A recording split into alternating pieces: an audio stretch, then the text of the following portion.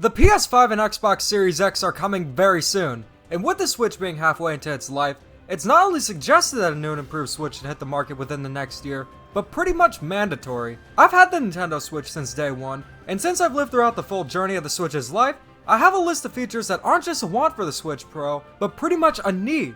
I also have my good friend T&D Productions here to go over a few features he'd like to see, as he was an early adopter of the Switch as well. Say hello, T&D! Hey everyone, this is Ty the guy from T&D Productions. So my history of the Switch goes all the way back to when it was called the NX. Dimitri and I were covering rumors about it back in the day. I don't think anybody was here on the channel back then, but if you were, you're really a real one. Either way, back in March, well, the weekend of March 3rd, I went to a local Toys R Us, which is sadly not there anymore, and I waited with a whole bunch of Nintendo fans waiting to get my hands on the Nintendo Switch and Legend of Zelda Breath of the Wild. I will never forget that moment in my life. With that being said, join us in this video to hear the 10 things that the Switch Pro needs and why it needs them.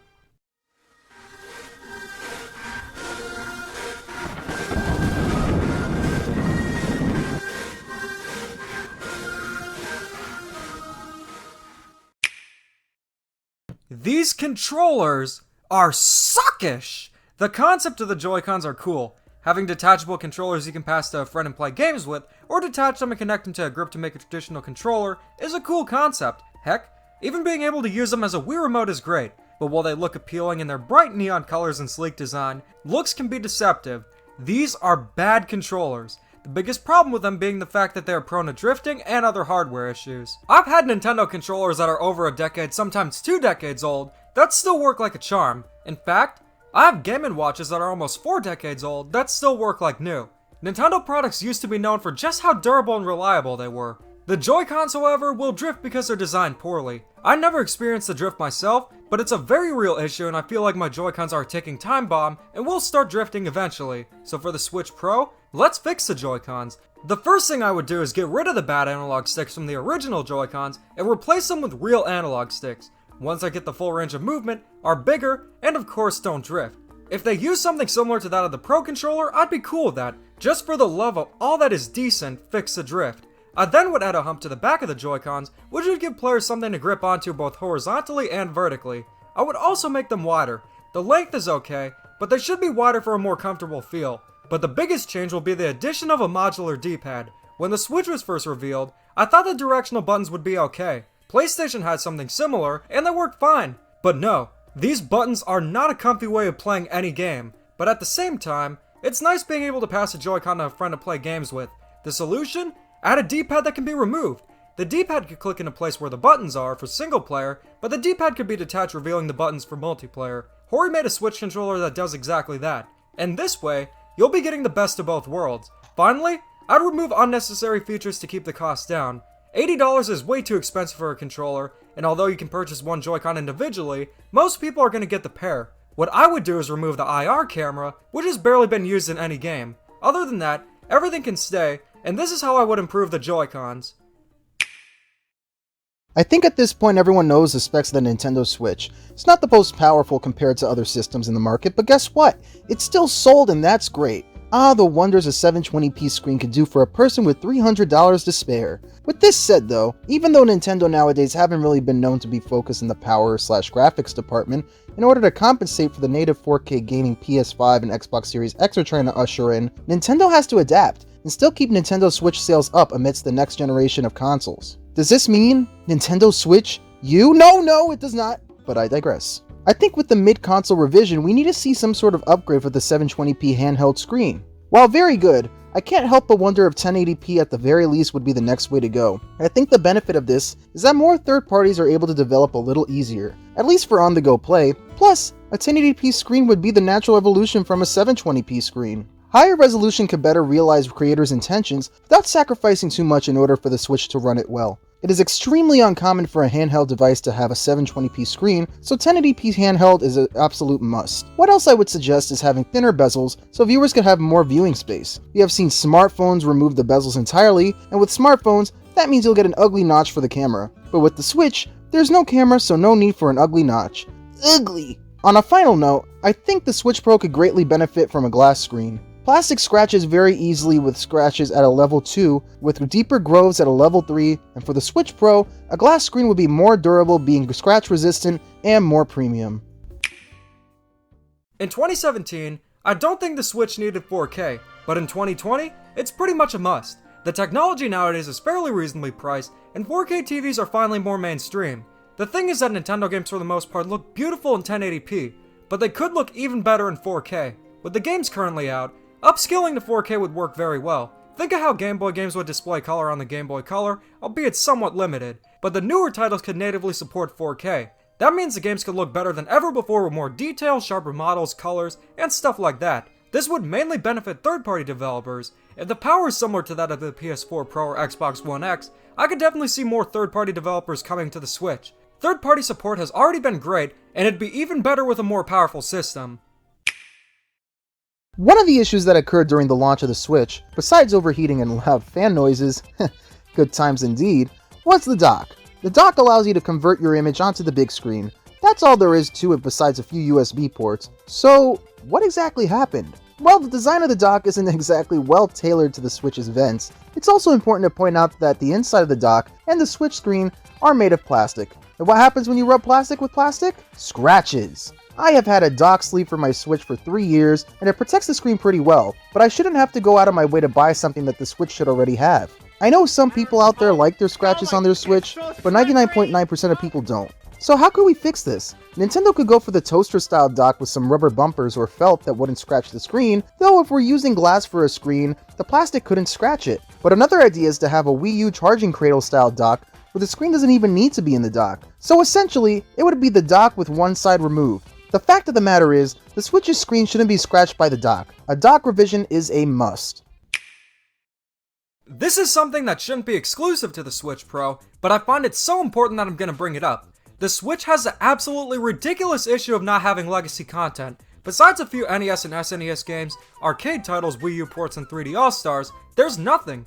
I wake up, there's nothing. I waited almost 4 years, there's nothing. This is bullcrap. Why is it that the Wii from 2006 was fully capable of being the all-in-one Nintendo system, while the Switch is not taking advantage of any of this? The Virtual Console is a godsend for many reasons. If you played these games before, you can now play them in HD and on one system, not to mention portably as well. But the biggest reason why we need it is to give new fans access to classic games. It breaks my heart seeing comments from fans saying they've only played Super Mario Kart 8 Deluxe and Tour because they can't easily play the other games in the Mario Kart series. Why is it that Nintendo will go after emulation sites in full force to just do absolutely nothing with their legacy content besides lock it away? It doesn't have to and shouldn't be this way. What I would do is have every Nintendo platform available on the Switch. All the consoles, handhelds, everything. If they want to do an online service style app like they have for NES and SNES, that's fine. But I would gladly pay to play older games, especially ones from the DS, GameCube, and Wii on the Switch. As long as the prices are reasonable like they were on the Wii and Wii U Virtual Console, it's something that's great to have, and something the Switch needs. Don't you just love charcoal black and pearly white? Well, those are the only colors you get on the Switch. Gosh, I love burning my cornea staring at the bland, lifeless screen. But wait a minute, the 3DS had different themes for the main menu with music to boot? Get out of here! You're trying to tell me the Nintendo 3DS had Super Mario Odyssey and Breath of the Wild themes while the Switch doesn't? What kind of sense does that make? Themes, while superficial, do a lot to add to player preference. Customization is a very personal thing to people. I will never understand why Nintendo has not hopped on this yet. Either way, themes are something that need to make a comeback. It's not completely necessary, but it is nice to have for player customization. Part of what made the Wii, DSi, 3DS, and yes, even the Wii U so much fun, weren't just the games, it was the apps they included. Who could forget the Nintendo channel, the Check Me Out channel, the camera on the DSi, AR games on the 3DS, Miiverse, and of course the biggest ones of all, Flipnote Studio on the DSi and Street Pass on the 3DS. Oh, how I would kill for successors to those games. But what are some of the apps on the Switch? Let's invert the colors in Mario Sunshine, yay! The Switch is essentially a console before the Wii that can download games. That's it. Even the Mii Maker doesn't have music or a dedicated spot on the home menu. The Switch needs apps. It needs other things to do besides just play games. We're in an age where game consoles can function as a multimedia device, and it's absurd the Switch barely has any apps. It's not just the fun little things like the Wii channels or something like Face Raiders, it's lacking things like Netflix, Disney+, a web browser, and staples even the Wii had. It was cute going for the Switch as just a game console thing on March 3rd, 2017. But on March 4th, 2017 and onward, it's annoying and the Switch needs more to do than just play games. The Nintendo Switch isn't a stranger to accessories. We had Labo, which is $80 cardboard that got rejected from the Walmart baler. Seriously, why so much? Ring Fit Adventure, and then most recently Mario Kart Live Home Circuit. However, strangely a feature missing from the console is one that has been a mainstay since the Nintendo DS. The stylus at its time was pretty revolutionary in terms of consoles, handheld or not, and I feel with the Switch's touchscreen widely available, especially with an option for a stylus-style touchscreen, it blows my mind that Nintendo has not capitalized on any type of stylus for the Switch at this time. Now I know what you're wondering. Wouldn't it just be clunky to have some stylus sitting around? And to that I say, be more organized. In all seriousness though, the Switch has a capacitive touchscreen similar to that of your smartphone. A stylus would have to have a rubber or foam tip, but other than that, they could do what they did with the DS and 3DS and have a slot for the stylus on the system. Along with this, why not have a certain app to promote the game? Footnote Studio. While it is nice having a better touchscreen on the Switch, you can't deny that a stylus is far more ideal in most games such as Mario Maker instead of simply just using your finger. This one is initially going to sound a bit controversial, but after I explain it, you'll get the idea. If you bought a Switch and didn't own a Wii U, chances are you're having the time of your life. But for those of us who did own a Wii U, which is probably a good 20 to 25% of people who own a Switch, it has been a drag. Legacy content is important. I stressed on that enough, but 70% of the Switch's identity consists of Wii U ports. I'd buy a new system mainly for the future, but also to replay old games. Not just to replay old games with only 2 to 3 major new games a year. The Switch has had some amazing games, but it's missing new games in major series. We still don't have Mario Kart 9, we still don't have a new Donkey Kong, and we don't even have an original 2D Mario.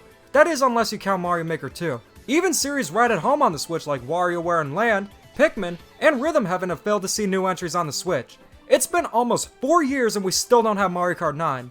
Think about that.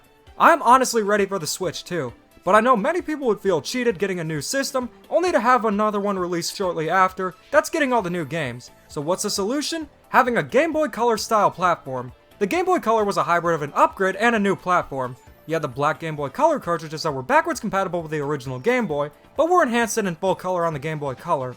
But there were a few games exclusive to the Game Boy Color that came in clear cartridges. These were games that fully took advantage of the hardware of the Game Boy Color, and some of these were Wario Land 3, Pokemon Crystal, and Shantae to name a few, but most were backwards compatible black cartridges. For the Switch Pro, we're gonna need a game to launch with it, and Mario Kart 9 would be the perfect option. If it played on the regular Switch, it would play great and be in 1080p, but on the Switch Pro, it could take advantage of native 4K and better processing power, making it really shine. Better lighting, textures, and performance would be exclusive to the Switch Pro. But that doesn't mean Mario Kart 9 will play bad on the Switch. It'll play and look great on the Switch, but will be even better on the Switch Pro. If every future Switch game was like this at the very least, it would entice people to get a Switch Pro, but not make those who got a regular Switch feel cheated.